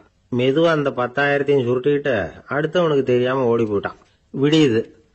அடுத்தவன் எழுந்திரிச்சு பாக்குறான். பணத்தையும் காணல, பாகஸ்தனையும் காணல. இந்த திருடன் அந்த திருடனை திட்டுறான். திருட்டு பய, அயோக்கிய பய, இப்படி அநியாயமா கிளப்பிட்டு போட்டானே அப்படிங்கிறான். இதுல இருந்து என்ன தெரியுது? தெரியாம எடுத்துக்கிட்டு போறது திருட்டு, அயோக்கியத்தனம், அநியாயம் அப்படிங்கறது இவனுக்கு தெரிஞ்சிருக்குது. அதனாலதான் அடுத்தவனை பார்த்து இப்படி திட்டுறான். அதனால தெரியாததுனால மனுஷன் தவறு பண்றான்னு சொல்றது சரியில்லை. அப்படின்னா மனுஷன் பண்ற தவறுகளுக்கு உண்மையான காரணம் தான் என்ன? இதே சந்தேகம் அர்ஜுனனுக்கும் வந்துதான். அதனாலதான் அவன் பகவானை பார்த்து கேட்கறான். மனுஷன் தன் விருப்பத்துக்கு விரோதமா ஏதோ ஒரு சக்தியினால பலாத்காரமா இழுக்கப்பட்டது மாதிரி பாவம் பண்றானே, அந்த சக்தி என்ன அப்படின்னு கேட்கறான். இதுக்கு பகவான் பதில் சொல்றார். காமமும் குரோதமும் தான் அந்த சக்திகள், அதாவது ஆசையும் சினமும். இது ரெண்டும் உன்னுடைய எதிரிகள் அப்படிங்கறத புரிஞ்சுக்கோ அப்படிங்கிறார். இன்னமும் நுணுக்கமா பார்த்தா காமத்தினுடைய மறு உருவங்கள் தான் குரோதமும் லோபமும். ஆசை நிறைவேறலன்னா குரோதம், அதாவது கோபம். ஆசை நிறைவேறிட்டதுன்னா லோபம், அதாவது பேராசை. பாவத்தை கண்ட்ரோல் பண்ணணும்னா அதுக்கு மெயின் சுவிட்ச் எது அப்படிங்கறது இப்பதான் தெரியுது. அதுக்கு மனுஷன் தெரிஞ்சே தான் தவறு பண்றான் அப்படின்னு பேசிக்கிட்டோமே. அதுக்கு ஒரு உதாரணம். ஒரு ஆளு ஹோட்டல்ல சாப்பிட போனான். சாப்பிட்டு முடிச்சான். எழுந்திரிச்சு முதலாளி கிட்ட பில்லை கொடுத்தான். காசை கொடுக்கல. முதலாளி பணம் கொடுன்னு கேட்டார். இவன் என்கிட்ட பணம் இல்லைன்னா முதலாளி கொஞ்சம் கூட அலட்டிக்கல. உள்ளே இருந்து ஒரு ஆளை கூப்பிட்டார். இவனை கூப்பிட்டுட்டு போய் இட்லி மாவு ஆட்ட சொல்லுனார். இவனும் கவலைப்படாம உள்ள போயிட்டான். அப்போ அழைச்சிட்டு போற ஆளு கேக்குறான், ஏன் சார் சாப்பிடுறதுக்கு முன்னாடி காசு இல்லைங்கிறது உங்களுக்கு தெரியாதா அப்படின்னு கேக்குறான். தெரியும், காசு இல்லைங்கிறதும் தெரியும், காசு இல்லாம சாப்பிட்டா மாவாட்டணுங்கிறதும் தெரியும் அப்படின்னா அந்த ஆள். அப்படின்னா நீங்க உங்க வீட்லயே சாப்பிட்டு இருக்கலாமே அப்படின்னு கேக்குறான் அவன். அதுக்கு இவரு சொல்றாரு, அது எப்படி, அங்க சாப்பிட்டாலும் நான் இதே வேலையை தானே செய்ய வேண்டியிருக்கும் அப்படின்னாராம். நமக்கு முன்னாடி நமக்கு வேண்டிய ஒருத்தர் ஒரு கிளாஸ்ல நமக்கு பழச்சாறு கொண்டாந்து வைக்கிறாருன்னு வச்சுங்க. உடனே நாம என்ன பண்ணுவோம், எடுத்து கிடுகிடுன்னு சாப்பிட்ருவோம் அடுத்தவங்க யாரும் வர்றதுக்குள்ள. அதை விட்டுட்டு அதை கொண்டாந்து வச்சவர்கிட்டயே அதோட விலை என்ன அப்படி இப்படின்னு நான் கேட்டுக்கிட்டு இருப்போம். நாம கேட்க மாட்டோம். ஆனா காந்திஜி அப்படி கேட்டாராம். எப்ப தெரியுமா, 1935 அந்த வருஷம் மே மாசத்துல ஒரு நாள் காந்திஜி டெல்லியில இருக்கிறார். அப்ப அவருக்கு 2 டம்ளர் மாம்பழச்சாறு கொண்டாந்து கொடுக்குறாங்க. அதை வாங்குறாரு. இதோட விலை என்ன அப்படின்னு கேட்டார் காந்திஜி. யாருக்கிட்ட கேட்டாருன்னா மனுபென் காந்தி கிட்ட கேட்கிறார். அவங்க தான் கொண்டாந்து கொடுக்குறாங்க. காந்திஜிக்கு உதவி செய்யறதுக்காக அவர் கூடவே இருந்தவங்க அவங்க கிட்ட தான் கேட்கிறாரு. காந்திஜி சும்மா வேடிக்கைக்காக இப்படி கேட்கிறாருன்னு நினைச்சுட்டாங்க அந்த அம்மா. அதுவும் இல்லாம அதோட விலையை கேட்டா காந்திஜி நிச்சயமா அதை சாப்பிட மாட்டார் அப்படிங்கிற பயம் வேற. அதனால அந்த அம்மா பதில் எதுவும் சொல்லாம கம்முன்னு இருந்துட்டாங்க. கொஞ்ச நேரம் ஆச்சு. அந்த பழச்சாறு வச்ச இடத்துல அப்படியே இருக்குது, வச்ச இடத்துல வச்சபடியே இருக்கு. காந்திஜி அதை சாப்பிடவே இல்லை. மனுபென் காந்தி பார்த்தாங்க. மெதுவா காந்திஜி கிட்ட போய் அதை சாப்பிடுங்களேன் அப்படின்னாங்க.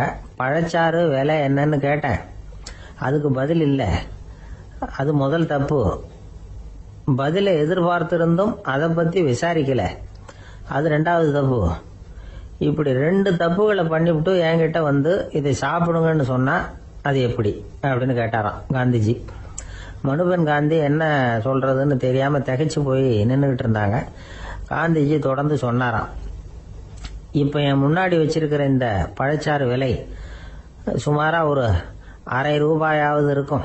அது அந்த காலத்து மதிப்பு.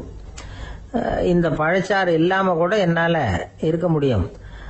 ஆனா அவசியமான பொருள்களை வாங்கறதுக்கு கூட சக்தி இல்லாத மக்கள் இந்த நாட்டில் நிறைய பேர் இருக்கிறாங்க. அப்படி இருக்கிறப்போ எனக்கு என்னத்துக்கு இந்த விலை உயர்ந்த பானம்? இதை இப்போ நான் சாப்பிட்டா என் உடம்பு வேணும்னா ஆரோக்கியமாகலாம், ஆனா என் மனசு அமைதி அடையாது. எனக்கு என்னுடைய உடல் ஆரோக்கியத்தை விட மன ஆரோக்கியம் தான் முக்கியம். அதனால இதை நான் சாப்பிட மாட்டேன், எடுத்துட்டு போயிடு அப்படின்னாராம். அந்த சமயத்துல ஒரு அகதி பொண்ணு 2 குழந்தைகளோட காந்திஜியை பார்க்கறதுக்காக வந்தது. வணக்கம் சொல்லிச்சு. காந்திஜி உடனே தனக்கு முன்னாடி இருந்த பழச்சாற்றை எடுத்து அந்த பொண்ணுகிட்டையும் குழந்தைகள்கிட்டையும் கொடுத்து சாப்பிட சொன்னார். அவங்க அதை வாங்கி ரொம்ப சந்தோஷத்தோட சாப்பிட்டாங்களாம். அதை பார்த்த காந்திஜி முகத்துல ஒரு புன்னகை, ஒரு பரவசம், ஒரு திருப்தி. அவர் மனசு நிறைஞ்சி இருந்தது. அப்போ அவர் சொன்னாராம், ஆண்டவன் எனக்கு எப்பவும் சரியான சமயத்துல கை கொடுப்பாருங்கிறது அதுக்கு இதுதான் அத்தாட்சி. நான் ஒரு இக்கட்டான சூழ்நிலையில இருக்கிறப்ப கூட கடவுளின் கருணையால அந்த சூழ்நிலை என்னை பாதிக்கல. என் கூட இவ்வளவு நாள் பழகியும் கூட இங்க இருக்கிறவங்க எனக்கு அதிக விலை உள்ள பழரசத்தை கொடுத்தாங்க. ஆனா சரியான நேரத்துல அதை சாப்பிட வேண்டியவங்களை என்கிட்ட அனுப்பி வச்சு என்னை சந்தோஷப்படுத்தினார் கடவுள், அவருக்கு நன்றி அப்படின்னாராம் மகாத்மா காந்தி. உடல் ஆரோக்கியத்தை விட மன ஆரோக்கியம் தான் எனக்கு முக்கியம்னு சொன்னார் பாருங்க. அதை நாம எல்லாரும் மனப்பூர்வமா இன்னைக்கு சிந்திச்சு பார்க்கணும். இந்த காலத்துல எல்லாரும் அப்படியா நினைக்கிறாங்க? எனக்கு தெரிஞ்ச ஒருத்தர் இருந்தார். தினமும் காலையில ஒரு காபி சாப்பிட உட்கார்ற நேரத்துல பக்கத்து வீட்டுக்காரர் வந்து சேருவார் கரெக்டா. உடனே அவரும் தனக்குன்னு வந்திருக்கிற காப்பியை எடுத்து மனப்பூர்வமா பக்கத்து வீட்டுக்காரர்கிட்ட கொடுத்துருவார். அதுக்கப்புறம் அவருக்காக வேற காப்பி போட்டு கொண்டாந்து கொடுத்தாலும் வேண்டான்னு சொல்லிடுவார். ஆண்டவனா பார்த்து சரியான நேரத்துல அவரை எங்க வீட்டுக்கு தினமும் அனுப்பி வைக்கிறார் அப்படிம்பார். ஏன் அப்படி சொல்றீங்க அப்படின்னு கேட்டோம் ஒரு நாள். அதுக்கு அவர் சொல்றார், எனக்கு என்னோட உடல் ஆரோக்கியம்தான் முக்கியம். இத கடவுள் புரிஞ்சுக்கிட்டு எங்க வீட்டு காப்பியை சாப்பிடுறதுக்கு தினமும் அடுத்த வீட்டுக்காரனை அனுப்பி வைக்கிறார் அப்படின்னார் அவர். காஞ்சிபுரத்துல பல்லவ ராஜா ஒரு கோவில் கட்டினார், கைலாசநாதர் கோவில். அதுக்கு கும்பாபிஷேகம். கும்பாபிஷேகம் பண்றதுக்கு ஒரு நாள் குறிப்பிட்டு அதுக்கு வேண்டிய ஏற்பாடுகள்லாம் பண்ணினார். முதல் காரியமா கடவுளை வேண்டிக்கிட்டார், நீங்க இந்த கும்பாபிஷேகத்துக்கு நேரில் வந்து கலந்துக்கணும்னார். கடவுள் அந்த ராஜா கனவுல வந்தார். நீ கும்பாபிஷேகம் வச்சிருக்கிற அதே நாள்ல அதே நேரத்துல எனக்கு இன்னொரு ஊர்ல ஒரு கும்பாபிஷேகம் இருக்குது, அதுக்கு போக வேண்டியிருக்கு. அதாவது திருநின்ற ஊர்ல என்னுடைய பக்தர் ஒருத்தர், அவரும் ஒரு கோயில் கட்டி கும்பாபிஷேகம் செய்யறார், நான் அதுக்கு போக வேண்டியிருக்கு, அதனால உன்னுடைய தேதியை நீ மாத்தி வச்சுக்கோ அப்படின்னார். கடவுள் தான் எங்கேயும் இருக்கிறவராச்சே, அவர் நினைச்சா 2 இடத்துலயும் இருந்து கோயில் கும்பாபிஷேகத்தை நடத்த முடியாதா? ஏன் இப்படி செய்யல? அது ஒரு முக்கியமான காரணத்துக்காகத்தான்.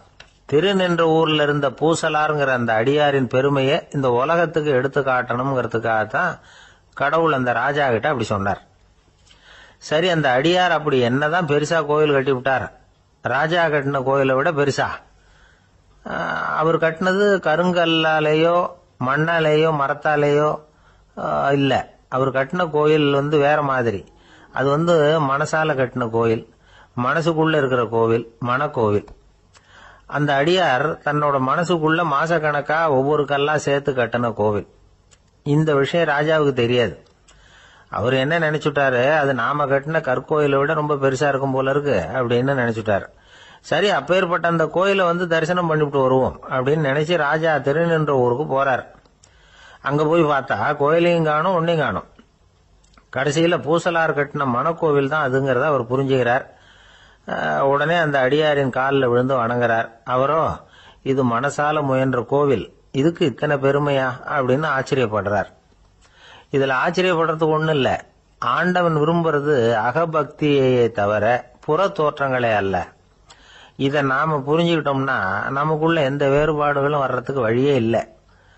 இன்னொரு ராஜா இருந்தார். அவரு ஆண்டவனுக்கு படைக்கிறதுக்காக ஒரு தார் நல்ல செவ்வாழை பழமா எடுத்துக்கிட்டு போகணும்னு நினைச்சார். அதனால முத நாளே அதை வாங்கிட்டு வர சொன்னார் வேலைக்காரங்கிட்ட. வேலைக்காரன் போனா கடைத்தெருவில் ஒரு தார் பழம் வாங்கினா, வர்ற வழியில அவன் குடிசை. அப்படியே எட்டி பார்த்துட்டு போவோமேன்னு நினைச்சான். போனான். அங்க இவனோட குழந்தை பாவம் பசியால கத்திட்டு இருக்கு. இவன் பார்த்தான், இவ்வளவு பெரிய தாரில் ஒரு 2 பழம் எடுத்தா தெரியவா போகுது அப்படின்னு நினைச்சு ஒரு 2 பழத்தை பிச்சு அந்த குழந்தைகிட்ட கொடுத்தான். அதை வாங்கி வயிறார சாப்பிட்டது, பசி அடங்குச்சு, விளையாட போயிட்டுது. இவன் அதுக்கப்புறம் வாழைப்பழத்தை எடுத்துக்கிட்டு அரண்மனைக்கு வந்தான். 2 பழம் பிச்சிருக்கிறது ராஜாவுக்கு தெரிஞ்சு போச்சு. இவன் உண்மையை சொல்லிவிட்டான். உடனே ராஜா, கடவுளுக்கு படைக்க வேண்டிய பொருளை குழந்தை எச்சில் பண்ண விட்டுருக்கியே அப்படின்னு சொல்லி அவனை கட்டி வச்சு சாட்டையால் அடிச்சார் பாவம். மறுநாள் பழத்தை கோயிலுக்கு எடுத்துட்டு போனார். கடவுள் முன்னாடி வச்சார். கடவுள் கண்ணை திறந்து பார்த்தார், பழம்லாம் அழுகி இருக்குது.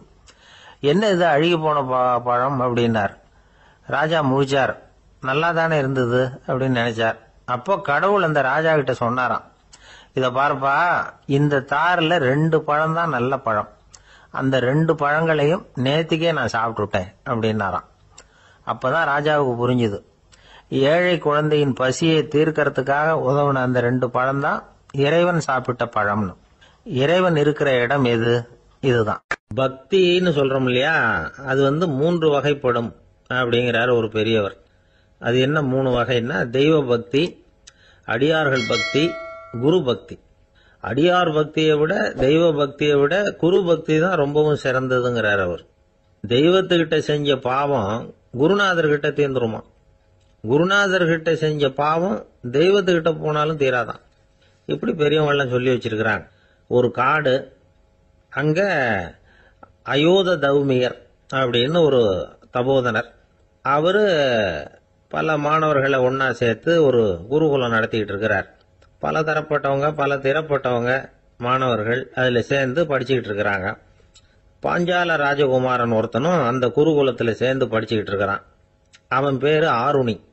பெரிய இடத்து புள்ள, இருந்தாலும் படுப்புல ரொம்ப கெட்டிக்காரனா இருந்தான். அவன் தான் அங்க முதல் மாணவன்.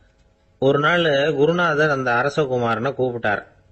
நம்ம குருகுலத்துக்கு சொந்தமான வயல்ல தண்ணீர் பெருகி வெள்ளம் பயிரை அழிக்குதான், அதனால நீ போய் மடையை அடைச்சிட்டு வந்துரு அப்படின்னார். அந்த அரசகுமாரன் உடனே புறப்பட்டான். குருநாதர் சொல்லிட்டார்ல, உடனே புறப்பட்டான்.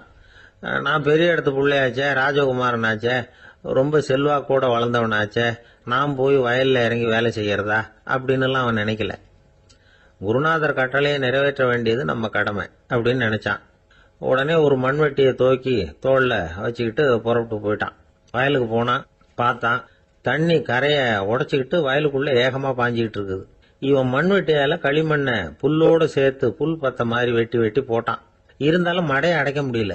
தண்ணி அதை மீறி வந்துகிட்டே இருக்கு. தண்ணி வேகமா வயலுக்குள்ள போய்கிட்டே இருக்குது.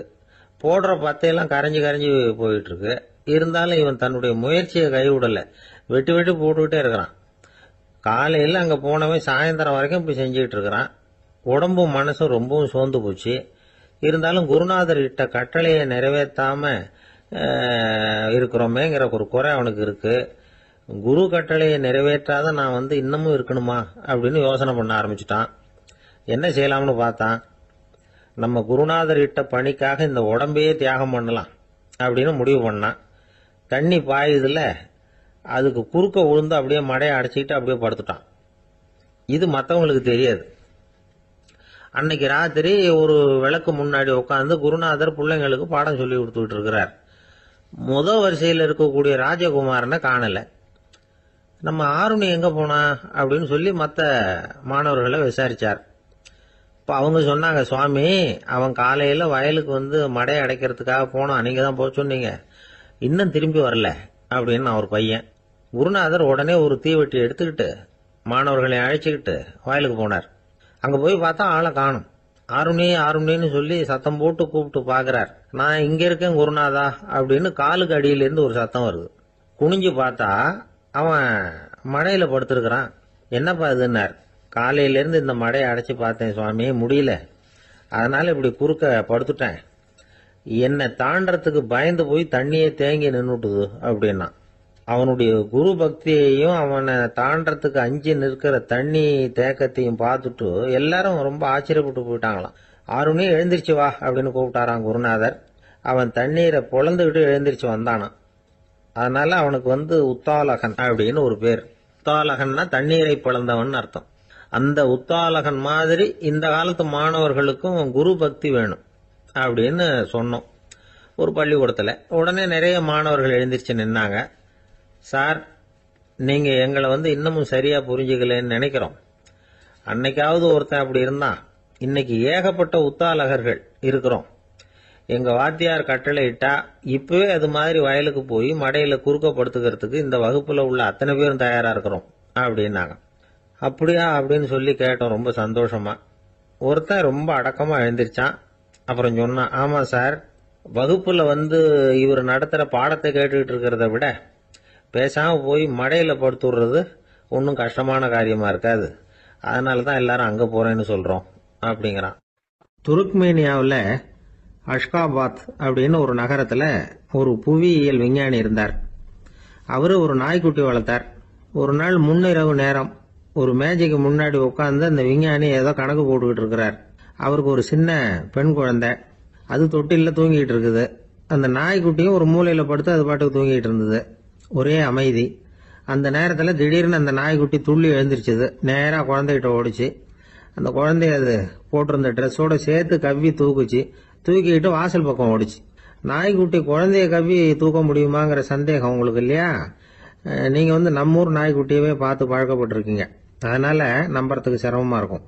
அந்த ஊர்ல எல்லாம் அது ரொம்ப ஸ்ட்ராங்கா இருக்கும், ஒரு ஏதோ கண்ணுக்குட்டி மாதிரி இருக்கும். விஞ்ஞானி அதை பார்த்துட்டார். உடனே அந்த நாய்க்கு வெறி பிடிச்சிட்டுதுன்னு முடிவு பண்ணிட்டு தன்னோட கை துப்பாக்கி எடுத்துக்கிட்டு ஓடி வந்தார். அவர் வெளியில நாய்க்குட்டி எங்க அப்படின்னு பார்த்து தேடுறார். அந்த நேரத்துல அந்த வீடு இடிஞ்சு விழுது. காரணம் பூமி அதிர்ச்சி. இப்படி பூமி அதிர்ச்சி உண்டாக போகுதுங்கிறது அந்த நாய்க்குட்டிக்கு முன்னாடியே தெரிஞ்சு போச்சு. அதுதான் குழந்தைய தூக்கிட்டு வெளியில ஓடி வந்திருக்குது. அது மூலமா அந்த குடும்பத்தையே காப்பாத்தி இருக்குது அந்த நாய்க்குட்டி. இந்த சம்பவம் நடக்கிறதுக்கு 3 நாளைக்கு முன்னாடியே சில பிராணிகளுக்கு இப்படி நடக்க போகுதுங்கிறது தெரிஞ்சிருக்குதான். ஆமா, அந்த நகரத்துல 3 நாளைக்கு முன்னாடியே பாம்பு, பல்லி இதெல்லாம் அது தங்கியிருந்த வலையை விட்டு வெளியில ஓடி வந்துட்டுது. அதே மாதிரி அங்கிருந்த புறாவெல்லாம் பறந்து போயிடுச்சான். இதே மாதிரி யுகோஸ்லோவியாவில் கூட ஒரு நகரம், அங்க ஒரு நாள் ராத்திரி ஒரு மிருக காட்சி சாலையில திடீர்னு ஒரு பெரிய கலவரம், கூச்சல், குழப்பம். அங்க இருந்த கழுதை, புலி, யானை, பறவை எல்லாம் கண்ணாபின்னான்னு கத்த ஆரம்பிச்சுட்டுது. நீர் யானை அதுக்குன்னு போட்டிருந்த தடுப்பையே தாண்டி குதிச்சு வெளியில வந்துட்டுதான்.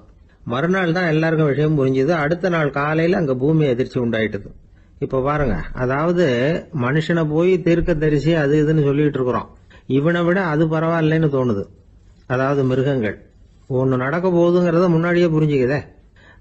சரி, இதெல்லாம் எப்படி அது முன்கூட்டி புரிஞ்சுக்குது? அதுதான் படைப்பு ரகசியம். அதை கண்டுபிடிக்கிறதுக்கு தான் மனுஷன் வந்து ஆராய்ச்சி பண்ணிட்டு இருக்கிறான். விஞ்ஞானிகளோட ஆராய்ச்சியெல்லாம் ஒரு பக்கம் இருக்கட்டும், வீட்டுக்குள்ளேயே சில ஆராய்ச்சி பண்ணி பாருங்களேன். இப்ப சில யோசனை சொல்லி அதை சோதனை பண்ணி பாருங்க அப்படின்னு ஒருத்தர் சொன்னாராம்.